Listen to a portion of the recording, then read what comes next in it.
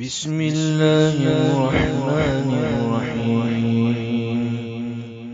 تبارك الذي بيده الملك وهو على كل شيء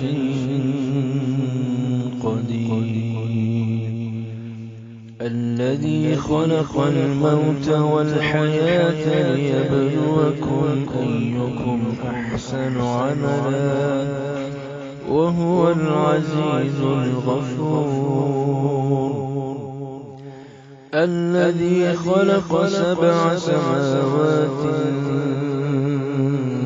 طباقا ما ترى في خلق الرحمن من تفاوت أرجع البصر هل ترى من فطور ثم ارجع البصر كرتين ينقلب إليك البصر